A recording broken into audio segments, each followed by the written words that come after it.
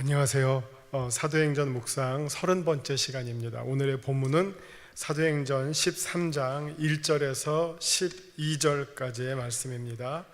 사도행전 13장 1절에서 12절까지의 말씀을 제가 먼저 읽고 시작합니다. 1절입니다. 안디옥 교회에 선지자들과 교사들이 있으니 곧 바나바와 니게르라 하는 시므온과 구레네 사람 루기오와 분봉왕 헤롯의 젖동생 마나엔과 및 사울이라.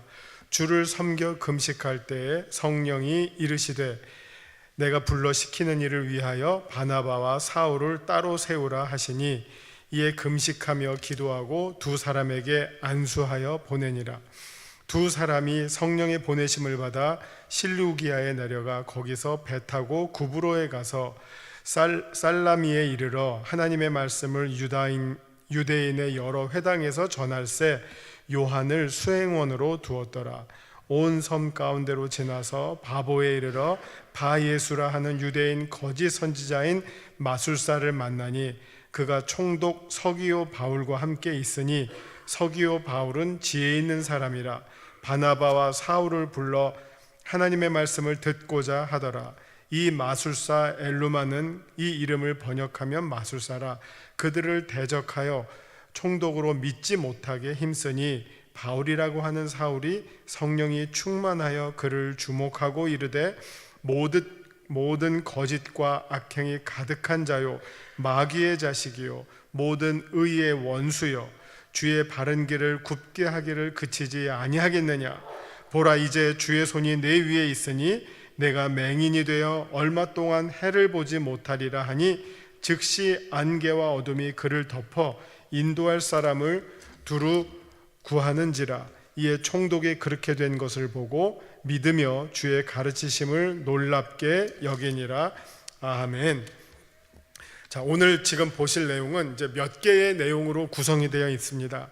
지금 1절을 보시면 그 안디옥 교회의 그 인적 자원, 안디옥 교회의 일꾼들에 대한 소개가 먼저 나옵니다. 몇 사람이 나오고 있죠. 처음에 바나바가 먼저 나오고요. 그 다음에 바나바는 잘 아니까 그냥 이름만 딱 나왔어요. 근데 그 다음에 시므온이라고 하는 사람을 소개하면서 니게르라 하는 시므온이라고 하면서 시므온에 대한 설명 니게르라는 말이 나왔고요. 그 다음에 구레네 사람 루기오, 그리고 분봉왕 헤롯의 젖동생 마나엔, 그리고 우리가 아는 사울, 바울, 이렇게 몇 사람이 쭉 소개가 됩니다. 이 사람들이 이제 처음 안디옥 교회의 지도자들이고 이들을 대개 선지자들과 교사로 이렇게 이제 구분하고 있습니다. 바나바는 우리가 잘 알고요. 시므온은 이 앞에 니게르라고 하는 말이 나와 있습니다. 그래서 니게르라고 하는 말은 그 흑인을 가리키는 말이에요. 우리가 흑인할 때 잘 안 좋은 말로 니그로라 그러잖아요. 그래서 마치 흑인을 향해서 그 말을 쓰면 되게 안 좋아합니다. 이게 중국 사람 향해서 짱깨, 뭐 일본 사람 향해서 외놈 하듯이 그걸 아주 그냥 천하고 경멸하는 듯이 부르는 말이에요. 그래서 니그로라고 하는 말. 근데 그 말의 어원입니다. 니게르라고 하는 말은 라틴어로 검다, 흑인들을 가리키는 말이고요. 이를 미루어 짐작할 때 시므온은 북아프리카 출신의 흑인으로 추정이 됩니다. 그 다음에 구레네 사람 루기오, 이 다음에 이제 바울의 사역이 구레네, 요즘 말로 하면 키프로스, 사이프러스로 연결이 되죠. 구레네 출신의 루기오라고 하는 사람, 그리고 헤롯의 젖동생 마나엔, 이렇게 이어집니다. 우리가 일반적으로 뭐 젖동생이라는 말은 잘 안 쓰는데 이게 어떤 의미가 있냐면은 마나엔이라고 하는 사람이 헤롯, 여기는 이 헤롯은 어느 헤롯이냐면 헤롯 안티파스거든요. 그 안티파스의 유모의 아들로 추정이 돼요. 그러니까 젖동생이니까 옛날에 유모가 자기 아들과 함께 그 왕궁의 귀족들의 아들을 함께 젖먹이면서 유모의 역할을 하잖아요. 그러니까 그때 이 헤롯과 마나에는 피는 안 섞였어요.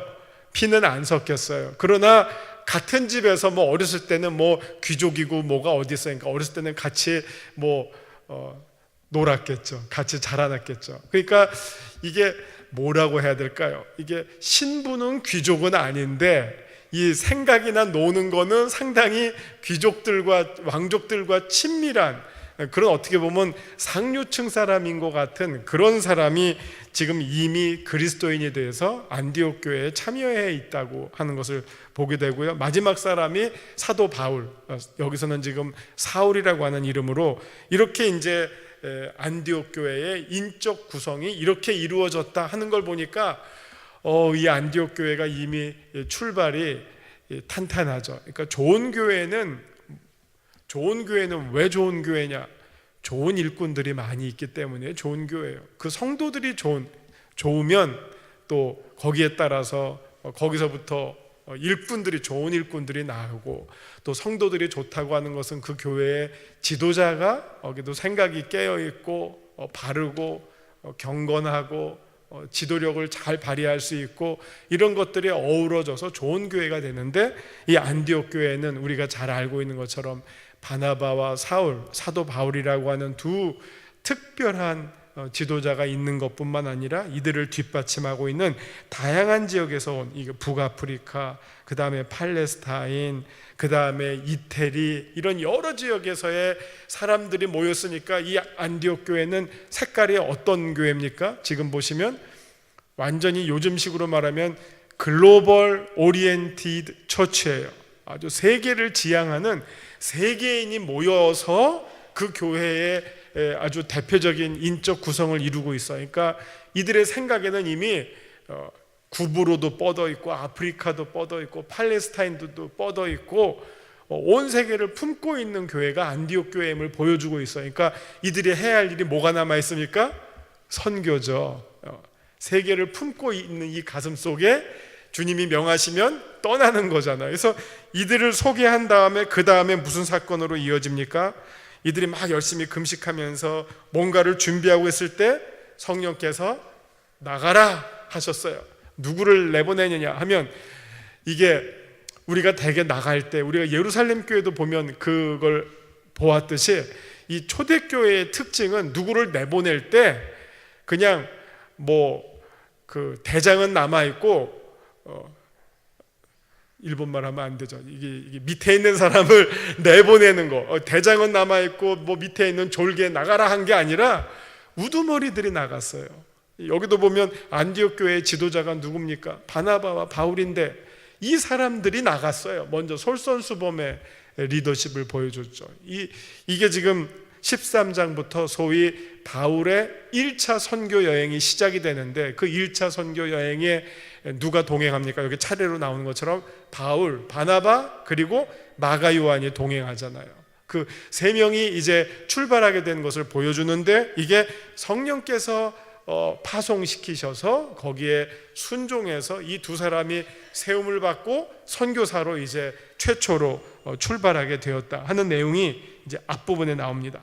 그 다음에 4절부터 보면 두 사람이 성령의 보내심을 받아 실루기아로 내려가서 거기서 배 타고 구브로에 가서 살라미에 이르러, 살라미는 여러분 요즘 많이 듣지 않으세요? 여기 어르신들이 계셔서 그런데 이게 이태리 소세지예요. 짭짤한 얇은 소세지에서 피자를 시키시면 위에 살라미가 쫙 깔리는데 그 살라미예요. 그 지역에서 나온, 나중에는 이제 그 살라미가 소세지로 유명하게 되지만 이때는 그런 소세지가 아직 없었을 것 같은데, 그 동네 살라미까지 이르게 됩니다. 살라미에 이르러서 하나님의 말씀을 전하는데, 그때 마가 요한을 이제 조수로, 수행원으로 데리고 가게 되었다고 합니다. 근데 그 섬 가운데 바보라고 하는 곳, 이게 우리나라 말로 이게 바보 써서 이게 좀 무슨 바보냐 하지만 원래 하면 바보스예요. 바보스. 근데 이제 이거를 한글로 표현하다 보니까 스가 빠지고 그냥 바보 해서 이상하게 들리는데, 바보스라고 하는 곳에 이르렀는데 거기서 두 사람을 만납니다. 하나는 서기오 바울, 그러니까 당시에 바울이라고 하는 이 헬라 이름은 아주 흔한 이름이에요. 그래서 그 바울을 구분하기 위해서 우리 앞부분에서는 바울을 구분하기 위해서 사도 바울을 구분하기 위해서 사울이라고 했고, 여기에 나오는 또 다른 바울을 구분하기 위해서 총독 서기오, 서기오 바울, 그러니까 세르지오 파울루스가 되겠죠, 원래대로 하면. 근데 이제 우리말로 하다 보니까 서기오 바울이 거기에 총독으로 있는데, 이 사람이 바울과 바나바에 대해서 관심을 갖고 여러분들이 무슨 말 하는지 내가 한번 들어보고 싶습니다, 초청을 해서 복음을 듣게 돼요. 그래서 그 마음이 글로 움직이는 거예요. 근데 그 밑에 누가 있었느냐? 바예수라고 하는, 어떻게 보면 이제 뭐라고 할까요? 그 책사인데, 책사인데 이 사람의 그 역할이 그 마술사, 그러니까 무당이라고 보시면 되겠어요. 무당으로서의 책사. 그러니까 그림이 그려지시죠? 옛날 고대 사람들은 뭐 여러 책사를 두는데 그 가운데 무당 같은 책사를 두죠. 그러면 그 사람들이 무슨 역할을 합니까? 전쟁 나가는데 이번 전쟁에 이길 것 같냐, 질 것 같냐, 어느 날 전쟁을 시작해야 되느냐, 뭐 이런 어떤 중요한 결정을 이런 무당, 그러니까 우리 지금으로 하면 무당이고, 여기 지금 뒤에 엘루마라고 하는 표현이 나오거든요. 8절 이 마술사 엘루마 했는데, 쉽게 생각하시면 무당이에요. 왕 옆에서 바싹 붙어가지고선 이 어떤 무슨 신의 이름으로 조언을 해주는 책사 역할을 하는 바예수라고 하는 자가 있었는데, 이 자가 볼 때 잘못하면 자기가 섬기는 총독이 어떻게 되겠어요? 크리스찬이 될 것 같잖아요. 그러면 자기는 어떻게 되죠? 잘리는 거죠. 그러니까 무슨 짓을 하겠어요? 이 그리스도인이 되지 못하도록 옆에서 자꾸 방해하는 거예요. 자기가 할 수 있는 최대의 방해를 계속하는 거죠. 그러니까 그 꼬락서니를 사울이 본 거예요.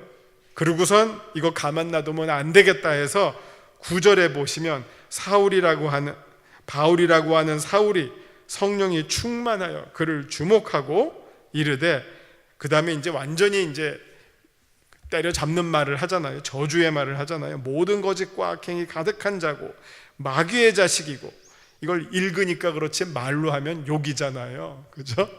마귀의 자식이요, 마귀 새끼라고 했겠죠. 모든 의의 원수고 주의 바른 길을 굽게 하기를 그치지 아니하겠느냐라고 정말 꾸짖는 거죠. 사탄을 향해서 꾸짖는 거죠. 그러면서 하나님의 심판이 바예수에게 임해서 보지 못하게 됩니다.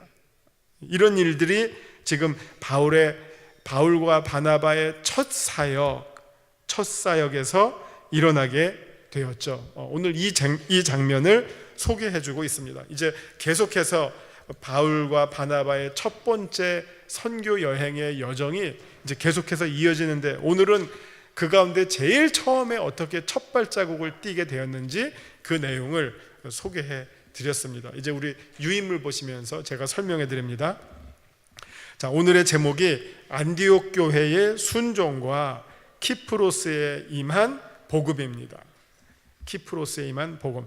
이 제목에 순종이라는 말이 나온 걸 보면 아마 우리가 인간적으로 생각할 때 어떤 이런 일들이 있을 때 반대 의견을 말하는 사람들도 분명히 있을 거예요.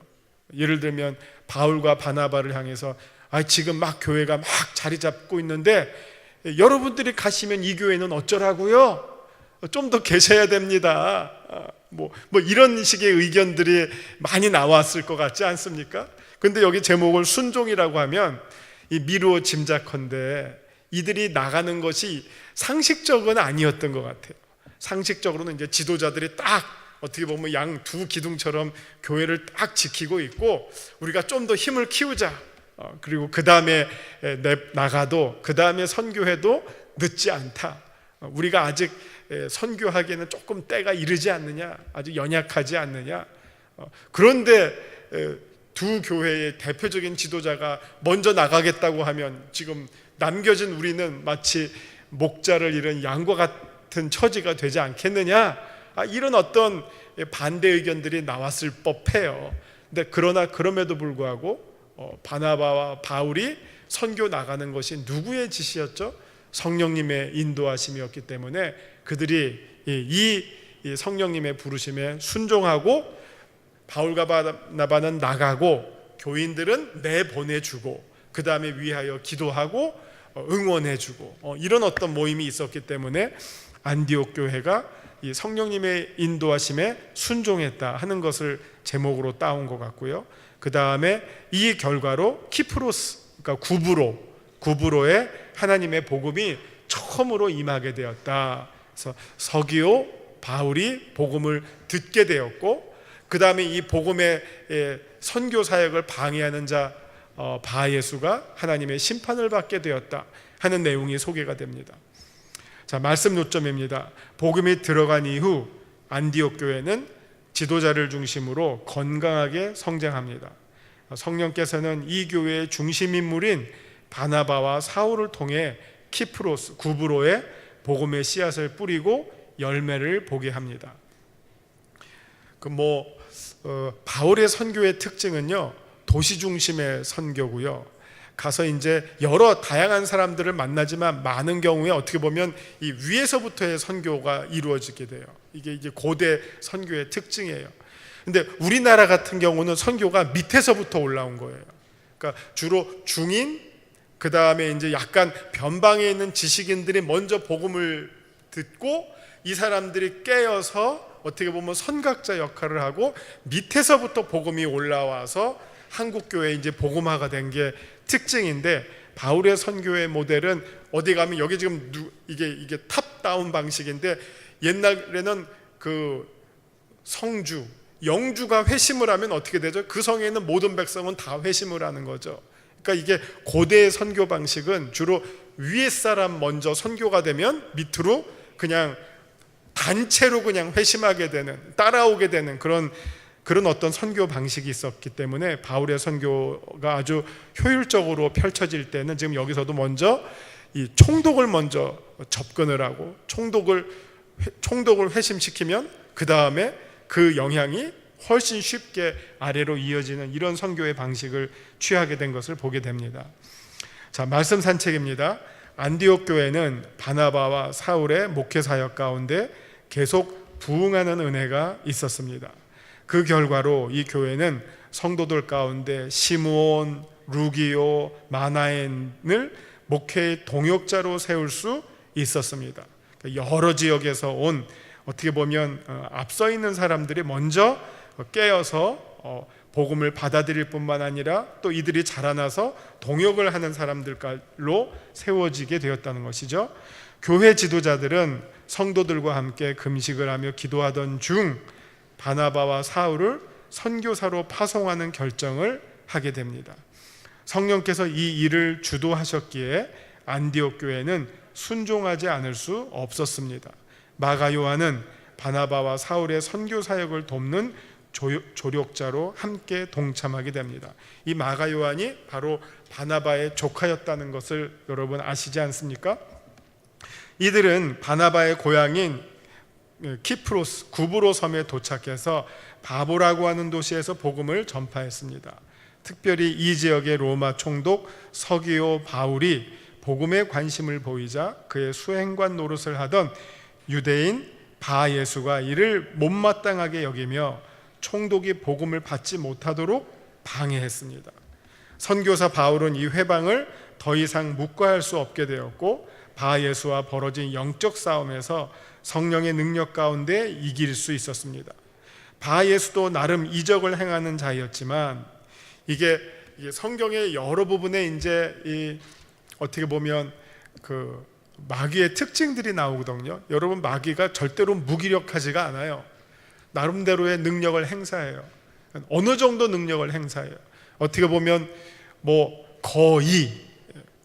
거의 성령의 흉내를 내요. 이게 적그리스도의 특징도 마찬가지예요. 예수님의 흉내를 내요.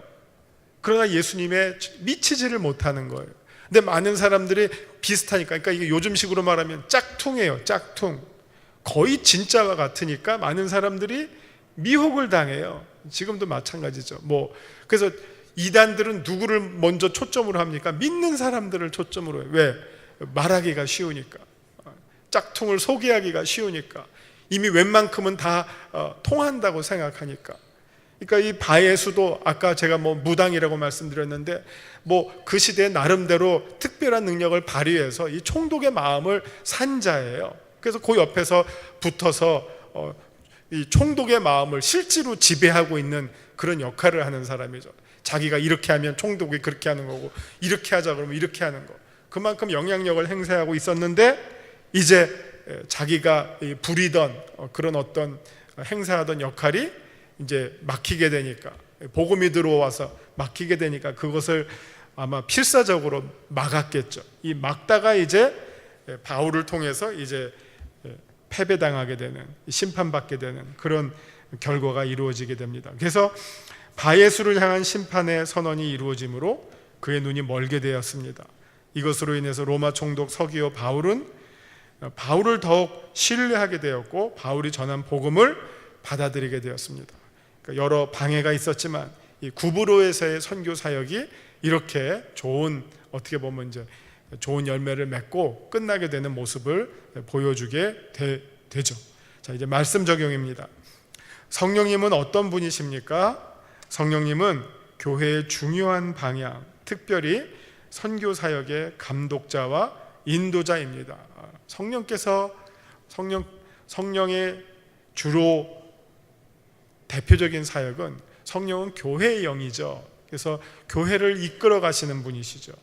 그래서 교회의 중요한 결정, 교회가 무엇을 해야 하는지 성령께 묻고 성령께서 인도하시고 성령의 인도하심을 따르는 교회, 그 교회가 건강한 교회가 되겠습니다. 그래서 교회 성도들이 성령의 뜻을 깨달아 순종할 때 하나님의 크신 일이 이 땅에서 나타나게 됩니다. 내게 주시는 교훈은, 바나바와 사울은 안디옥 교회의 최고 지도자들이었음에도 불구하고 성령의 강권적인 부르심에 순종함으로 이방 선교의 선구자들이 되었습니다. 내게도 성령의 뜻에 민감하여 순종할 수 있는 순수함과 담대함이 있기를 소원합니다. 우리 예수님의 리더십은 한마디로 여기 나와 있는 것처럼 나를 따르라 하는 리더십이에요. 예수님이 제자를 부르실 때 나를 따르라 하셨고, 또 예수님이 언제나 제자들을 앞서서 손수 모범을 보여주시고 먼저 행하셨단 말이에요. 그래서 제자들이 배울 수 있는 길은 예수님이 하신 거를 그대로 따라가는 길이 어떻게 보면 제자 훈련의 대표적인 교육 방법이었다고 말씀드릴 수 있겠죠. 말로만 어떻게 해라가 아니라, 이렇게 해라 그냥 가르쳐 주는 게 아니라 나를 따르라 였다는 것이죠. 이게 선교 모델에도 그대로 나타나게 되는 거죠. 바울과 바나바도 역시 선교에 솔선수범하게 되니까 모든 교회가 바울과 바나바를 보고 바울과 바나바를 따라서 우리도 선교에 매진하자 하는 선교 중심의 교회 모델을 사실은 바울과 바나바가 이루어냈다는 것을 우리가 보게 됩니다. 그래서 여러분들도 다 어떻게 보면 다 스스로 이제 지도자시잖아요. 우리가 다 모든 신자, 모든 그리스도인들이 다 제사장이라고 믿는 종교개혁의 후예들인데, 우리들이 다 각자 제사장으로서 정말 자기의 어떤 신앙의 리더십을 발휘하실 때 누구에게 본이 되고 누구에게 나를 따르라라고 할 수 있는 모범이 되는 그런 신자의 삶을 충실하게 사시면 하나님으로부터 큰 칭찬을 받으시는 그런 정말 자랑스럽고 보람 있는 신앙인들이 되실 줄 믿습니다. 기도하시고 마칩니다. 기도하시겠습니다.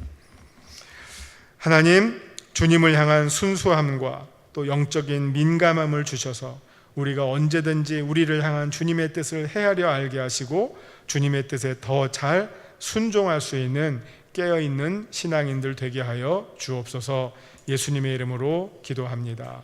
아멘.